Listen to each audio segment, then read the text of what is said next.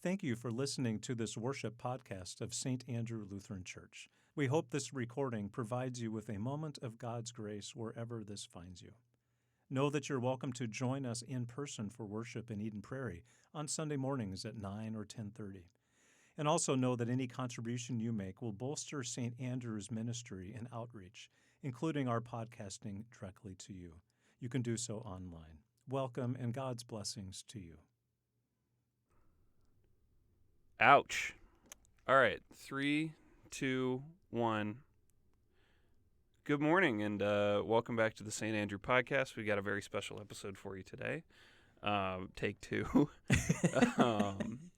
It happens to the best of us, Sam. It's happened to me more times than I want to admit. Yeah. So we've got about like half a recording from the first take. But Pastor Matthew is in. Welcome to the show. Hey, thanks for having me, Sam. So today is a special day and a special episode because we are here to talk about your book. The End is in the Beginning, Revelation, Hope, and the Love That Lit the Stars. That's it, yeah. See, now, this is why we do 2 takes, because I totally forgot all the words to that on the first take, so now I sound like a real professional. You got it.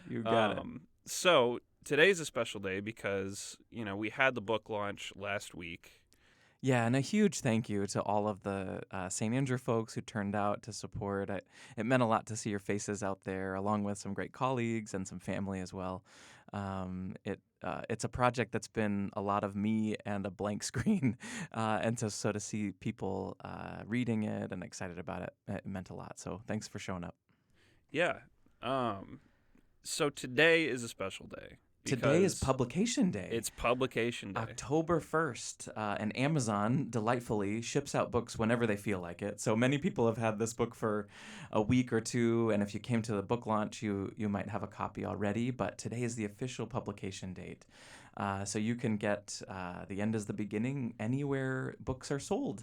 You could ask your local library to have the book available. You can get it on audiobook even, or on Kindle or ebook, however you like to read. And again, my condolences that you couldn't read the audiobook. That's right. Yeah, really too bad. I did audition for the audiobook, and they politely declined.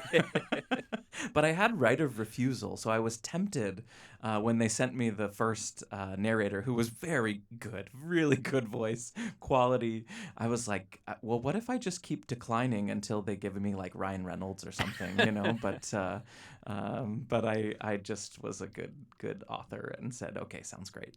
Sweet. So you can hear it in audio, and you can read it in print. And so it is everywhere books are sold. And I'll just ask the same question I asked you, take 1. What drew you to Revelation? Yeah. Well, first, growing up, I grew up in more of an evangelical or fundamentalist space, and it was kind of in the water. So the Left Behind books came out when I was younger, and I remember my grandfather read every single one as soon as they came out, and there were all of these kind of end of the world predictions, and I never really felt like I had confidence to actually read it and understand it for myself.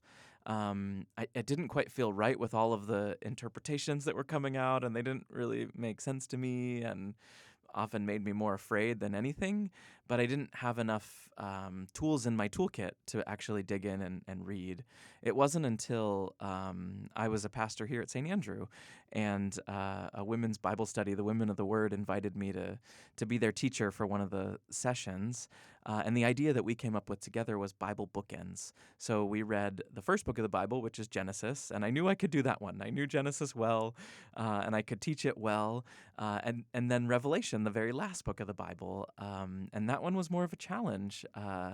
But it challenged me to actually read and research and learn and develop the tools so that I could read it and even teach it. And as I was doing that, I thought, well, wouldn't it be great if we could all develop these tools? And that was just the idea that kind of stirred in my brain way back when, and now is on the page and a resource for people all over.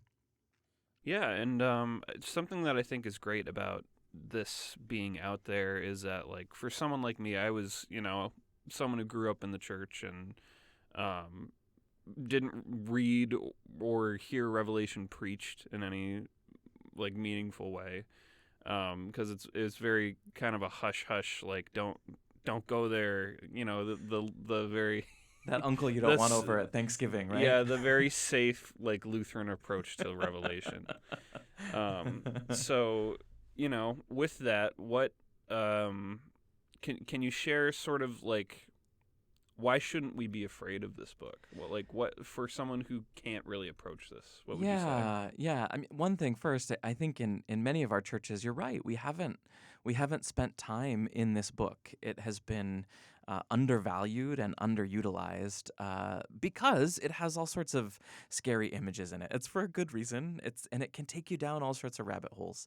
And I would argue that the vision is that God is sustaining all of creation, that the promise is that God was and is and will forever be, and promises to be with God's people always and forever, and through some of the most fearsome challenges that the world can throw at us. So I really think that there is a through line of God sustaining each and every one of us and all of God's creation here in this world, and a promise that in eternity God will hold us close, and we will be in God's beautiful eternity forever.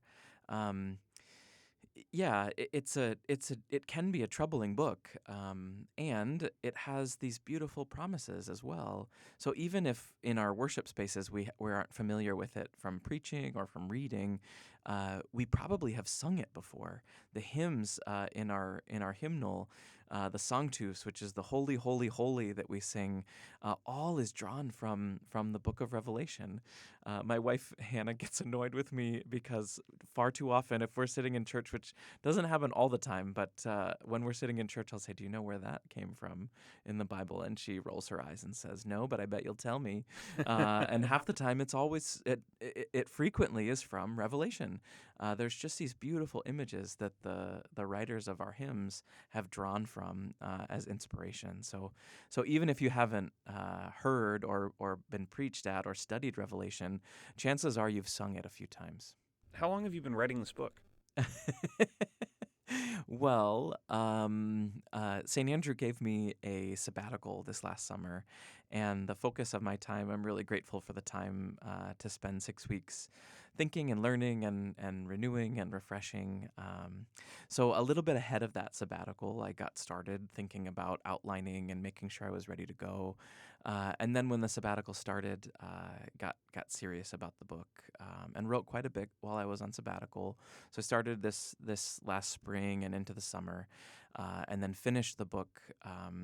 It was due in October, and I turned it in December. So sorry to Lisa, my editor. I was a little late, but yeah. So probably about 7 months is the deep time of writing. Little editing and outlining on either end of it, but yeah. What else can you say about your process? Oh man, that's a good that's a good question. First it's startling looking inside of my brain. No, I don't think anybody wants to get a peek in there. Well, that's why we're here, just Matthew. Pure chaos. Lots of scattered pamphlets of paper and drawers half open, and it took a while to get my voice on the page, and I'm a verbal communicator. I mean, St. Andrew, I like to preach, and I often preach without notes in an improvisational style. And writing is something entirely different. So it took a while to try to figure out how to make the pages feel like I was talking in the same way. And I think I eventually got there, but it took a while, and it took a lot of drafts that just didn't feel right, and it took writing about different things other than this topic to finally get it flowing. But once it was flowing, it was hard not to write. The other thing that was really helpful in the process was I took a little course on the Artist's Way by Julia Cameron, who was actually a filmmaker. I think you'd enjoy it, actually. I think I should Sam. listen to that. It's a good process, but it's like a 12-step kind of process, and actually influenced by 12-step communities, recovery communities. But it's about recovering our creativity. And I was kind of stuck this summer. I had my sabbatical was done, and I was back to work, and I had some pages, but not enough done. And I was having a really hard time putting words to paper. And the practice that really saved it for me is something called morning pages. And it's the first thing that you do in the morning or at a predictable time. It could be, after you've had a coffee or whatever, but sometime in the morning, and you just write. You set a timer for 15 minutes or 10 or whatever you have, and you just write. Stream of consciousness, whatever comes to your mind.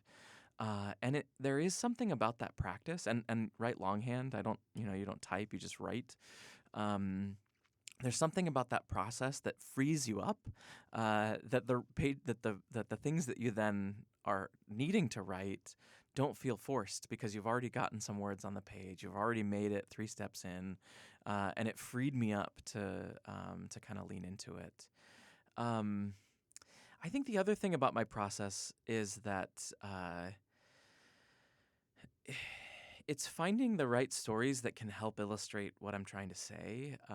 So I'll often write the stories as the kind of, I think this is interesting and gets at this kind of component. And those are the things that come first. And then I dig into the text. So it's a little backwards. I mean, the best biblical scholars will tell you, go to the text first. And I think there's some truth to that. But for me, it's how do those connect with real life? So I would often start with the real life stories and then go back to the text. And then there's this conversation in between. So in between the pages of Revelation, the verses, and then my life and pop culture and history. So it's kind of a strange disconnected place in my brain. But I hope that eventually a thread ties them all together. So yeah, that's a little about my process. Well, yeah, and it's interesting to hear you talk about that. Because you talk about that. What was her name? Say that again. Julia Cameron. Cameron. Yeah. You talk about her process. I've been trying to write a script for the past 2 months. Yeah. No, more than that. It's Yeah. been, and I've restarted, and now I'm all the way back to square one. It's a great little book. I'll have to refer to it. Yeah, and you kind of read one book a week. It's a slow process. At least that's the way that we did it with a group of folks. We just read through each chapter, and it gives you kind of homework and challenges and different writing prompts. But she's worked with a lot of filmmakers too. That's kind of her forte. So I know it's helped a lot of people. With that, is there any advice that you would give personally to someone who's working or studying or trying to write something and get it out there? Yeah. First of all, just cheering you on. To make a thing is hard work. To put it on paper or to get it in the can, it's hard work. So I just want to affirm any of you out there who are writing or dreaming or thinking or creating. And it takes support from a community. So I hope you have people who are cheering you on, who aren't just me here in the ether saying this into the podcast, but find a community of folks who will cheer you on. I think that's one. In terms of advice, do it for the sake of the art. I mean, publishing is great and also a business, and it has its own requirements and expectations. And so write for the sake of writing. I think I found the most joy when I'm doing that and when I get lost in that. And if it turns into something else, great. But if it's helpful for my daughter or for the congregation or for a small group Bible study, then I'm just as thrilled. So if you can find a way to have the writing mean something to you and to have an impact in a small circle, then that's made a difference to me as well. Wonderful. Well, we're only at 15 minutes, but I feel like we've had a full conversation. I think so too. So we're going to be leaning into the book of Revelation as a congregation for a few weeks, and there's several opportunities for people to study this book and even complain about the author, if especially this week. So we're starting right away tomorrow, Wednesday at 8 a.m. Or Wednesday evening at 6:30 p.m. or Thursday morning at 9. And that Thursday morning session is also via Teams. So if you'd like to come, you can just show up. No need to sign up. And we'd love to see you. We'd love to chat about this book of Revelation. You can study it with other people. And I'll be leading most of those sessions. But you can bring your complaints right away. Pastor Peter will be receiving those promptly. And I'm sure he'll forward me them as well. Well, outstanding. I think that is all I've got for you, Matthew. Thanks for coming into the show. Yeah, thanks for the time, Sam. I'm grateful for the opportunity to think about it, and I hope the book is helpful. And let me know. Let me know if it was. I always love to hear notes from folks. So don't hesitate to send me an email or pick up the phone and give me a call. But enjoy Revelation. You can do it. Yeah. You can do it. The end is the beginning. Revelation, Hope, and the Love That Lit the Stars. It's available now. Happy publication day. And thanks, Sam. Yeah, and enjoy the book, everybody. Thanks. Thank you for listening to this worship podcast of St. Andrew Lutheran Church. We hope that this recording provides you with a moment of God's grace wherever this finds you. Any contribution you make to St. Andrew will bolster our ministry and outreach, including our podcasting directly to you. You can do so online. Thank you for joining us for this podcast, and I wish you every blessing from Christ today.